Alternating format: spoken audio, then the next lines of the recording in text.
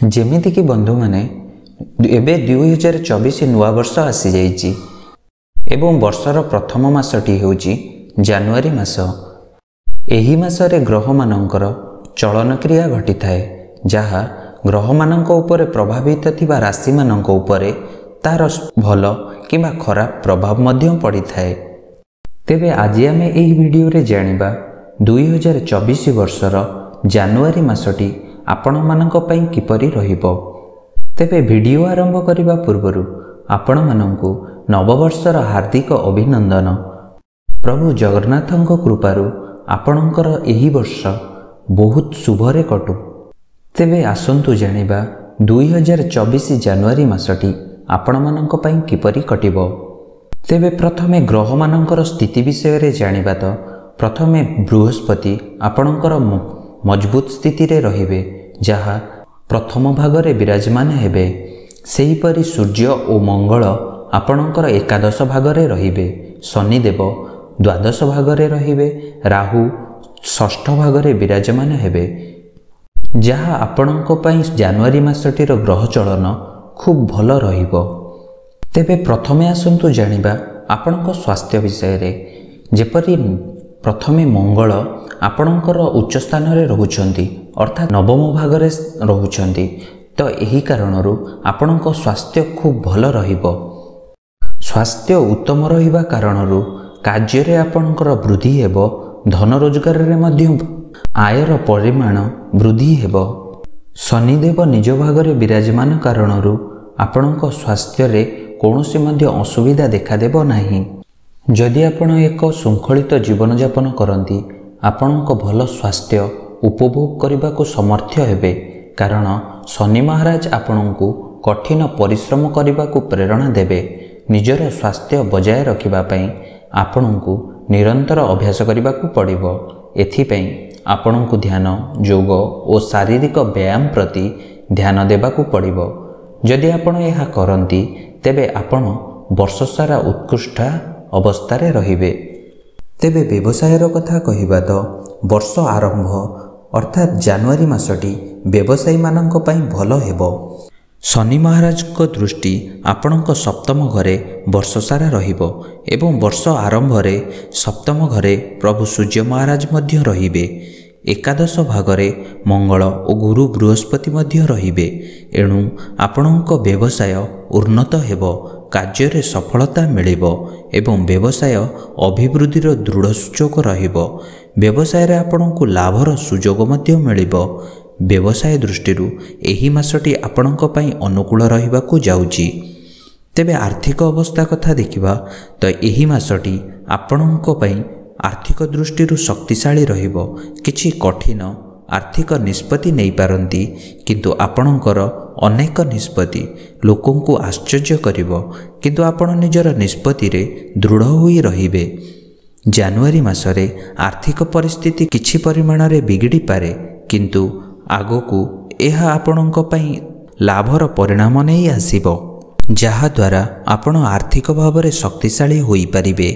तेबे शिक्षार कथा कहिबा तो एही जानुआरी मासटी छात्र छात्री मानक पई किछि दुर्बल हेबार संभावना रहिछि तथापि आपण निजर अध्ययन रे ध्यान देबाकू चेष्टा करिवे। आपणकर मन किछि समस्या सहित संघर्ष जारी रखिबो जहा फलरे अध्ययन रे ध्यान देबा आपणक पई कष्टकर हेबो। तेबे फेब्रुआरी मास परठारु आपणकर शिक्षा रे उन्नति हेबो।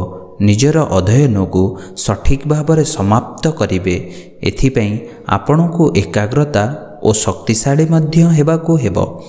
एही समय मध्य रे आपणको शिक्षा प्रति अधिक ध्यान देबाकू पड़िबो एवं निजर पाठ्य को बारंबार संशोधन करबाकू पड़िबो। तेबे क्यारियर दृष्टिरु एही मासटी आपणको पई बेस भलरे कटिबो।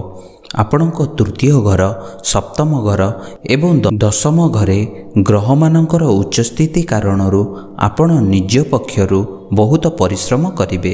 कर्म क्षेत्र रे आपणक सहकर्मी समर्थन रहिबो। आपण कठिन परिश्रम करबाकू लज्जित हेबे नहीं।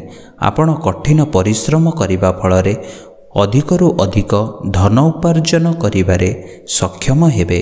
ଆପଣ ଏଥିପାଇଁ ଉପଯୁକ୍ତ ପୁରସ୍କାର ମଧ୍ୟ ପାଇବେ, ଯାହା ଆପଣଙ୍କୁ ଚାକିରିରେ ଏକ ଭଲ ସ୍ଥିତିରେ ରଖିବ। ଶନିଙ୍କ ଶୁଭ ଦୃଷ୍ଟି ଆପଣଙ୍କ କାର୍ଯ୍ୟକ୍ଷେତ୍ରରେ ଅଗ୍ରଗତି ମଧ୍ୟ କରାଇବ। ଏହି ମାସରେ କାର୍ଯ୍ୟକ୍ଷେତ୍ରରେ ଭଲ ସଫଳତା ଆଣିପାରନ୍ତି। ଚାକିରିରେ ପଦୋନ୍ନତି ହେବାର ସମ୍ଭାବନା ରହିଛି। ତେବେ ପ୍ରେମର କଥା ଦେଖିବା ତ ବର୍ଷ ଆରମ୍ଭରୁ ଅର୍ଥାତ୍ ଜାନୁଆରୀ ମାସରୁ ପ୍ରେମ ସମ୍ପର୍କରେ ଦୁର୍ବଳ ହେବାର ସମ୍ଭାବନା ରହିଛି। ସମ୍ପର୍କ ମଧ୍ୟରେ ଛୋଟ ବଡ଼ ଝଗଡ଼ା ସୃଷ୍ଟି ହୋଇପାରେ, ବିବାଦ ବଢ଼ିପାରେ। ଏଣୁ ଏହି ମାସରେ ଅତି କମ୍ରେ କିଛି ଶାନ୍ତି ବଜାୟ ରଖିବାକୁ ଚେଷ୍ଟା କରନ୍ତୁ ଏବଂ ଧୈର୍ଯ୍ୟବାନ ହୁଅନ୍ତୁ। ଏହି ସମୟ ମଧ୍ୟରେ ବିବାଦ ପରିସ୍ଥିତିରେ ମଧ୍ୟ ବିବାଦ ଉପୁଜିବାକୁ ଦିଅନ୍ତୁ ନାହିଁ ଏବଂ ଯଥାସମ୍ଭବ ଶାନ୍ତ ରୁହନ୍ତୁ। ଏହା ପରର ସମୟ ଆପଣଙ୍କ ପାଇଁ ଖୁବ୍ ଭଲ ହେବାକୁ ଯାଉଛି। ଶୁକ୍ର ଏବଂ ବୁଧ ଆପଣଙ୍କ ଶୁଭ ସ୍ଥିତିକୁ ଯାଉଛନ୍ତି, ଯାହା ଆପଣଙ୍କ ପ୍ରେମ ସମ୍ପର୍କକୁ ମଜବୁତ କରାଇବ ଏବଂ ସମ୍ପର୍କରେ ଚାଲିଥିବା ସମସ୍ତ ସମସ୍ୟାକୁ ଦୂର କରିବ। ଏହା ସହ ନିଜ ଜୀବନସାଥୀଙ୍କ ସହିତ ସମସ୍ତ ସୁଖ ଦୁଃଖର ସାଥୀ ହେବେ। କିନ୍ତୁ ଆପଣଙ୍କୁ ଏହି ମାସରେ ନିଜ ସମ୍ପର୍କକୁ ମଜବୁତ କରିବା ପାଇଁ ନିଜ କ୍ରୋଧ ଉପରେ ନିୟନ୍ତ୍ରଣ କରିବାକୁ ହେବ। ଜାନୁଆରୀ ପରେ ଆପଣଙ୍କ ଜୀବନରେ ଧୀରେ ଧୀରେ ଉନ୍ନତି ପରିଲକ୍ଷିତ ହେବ। ତେବେ ପରିବାର ଓ ସନ୍ତାନ ସନ୍ତତିଙ୍କ କଥା କହିବା ତ ଆପଣଙ୍କ ପଞ୍ଚମ, ସପ୍ତମ ଏବଂ ନବମ ଘରେ ଦେବଗୁରୁ ବୃହସ୍ପତିଙ୍କ ଦୃଷ୍ଟିରୁ ଆପଣ ନିଜ ପରିବାର ସହିତ ମିଶି ରହିବେ। ପିଲାମାନଙ୍କ ବିଷୟରେ ମଧ୍ୟ ଚିନ୍ତା କରିବେ। ଯଦି ଆପଣ ଏକ ପ୍ରେମ ସମ୍ପର୍କରେ ଅଛନ୍ତି, ତେବେ ମାସର ଆରମ୍ଭ ନିଶ୍ଚିତ ଟିକିଏ ଭଲ ରହିବ। ତଥାପି ନିଜ ମଧ୍ୟରେ ଶତ୍ରୁତା ବୃଦ୍ଧି ହେତୁ ପରସ୍ପରକୁ ବୁଝିବା ଟିକିଏ କଷ୍ଟକର ହେବ। ତେବେ ବନ୍ଧୁମାନେ, ଯଦି ଆପଣ ଏହି ମାସରେ ସମସ୍ତ ସମସ୍ୟାରୁ ନିବୃତ୍ତି ଚାହୁଁଥାନ୍ତି, ତେବେ ଉଚିତ କର୍ମ କରନ୍ତୁ। ଅନ୍ୟକୁ ସାହାଯ୍ୟ କରିବା ସହିତ ବୃଦ୍ଧା ଏବଂ ରୋଗୀମାନଙ୍କ ପ୍ରତି ସହାନୁଭୂତି ରଖନ୍ତୁ ଏବଂ ତୀର୍ଥ କିମ୍ବା ଦେବାଳୟ ପରିଭ୍ରମଣ କରିବା ସହିତ ପ୍ରତିଦିନ ସକାଳୁ ସୂର୍ଯ୍ୟଦେବଙ୍କୁ ଜଳ ଅର୍ଘ୍ୟ ଦିଅନ୍ତୁ ଏବଂ ପ୍ରତିଦିନ ଶ୍ରୀ ଗଣପତି ମହାରାଜଙ୍କର ଅଥର୍ବଶୀର୍ଷ ପାଠ କରନ୍ତୁ। ଦେଖିବେ ଆପଣଙ୍କର ସମସ୍ତ ସମସ୍ୟା ଦୂର ହେବା ସହ ଆପଣ ଆଗକୁ ବଢ଼ିବାରେ ସଫଳ ହେବେ। ତେବେ ବନ୍ଧୁମାନେ, ଯଦି ଭିଡ଼ିଓଟି ପସନ୍ଦ ଆସିଥାଏ, ତେବେ ଭିଡ଼ିଓଟିକୁ ଲାଇକ୍ କରନ୍ତୁ ଏବଂ ଆପଣଙ୍କ ବନ୍ଧୁମାନଙ୍କ ସହିତ ନିଶ୍ଚୟ ସେୟାର କରନ୍ତୁ। ଏହା ସହ ଆମ ଚ୍ୟାନେଲକୁ ସବସ୍କ୍ରାଇବ୍ କରିନିଅନ୍ତୁ ଓ ପାଖରେ ଥିବା ବେଲ୍ ଆଇକନକୁ ମଧ୍ୟ କ୍ଲିକ୍ କରିନିଅନ୍ତୁ। ଧନ୍ୟବାଦ।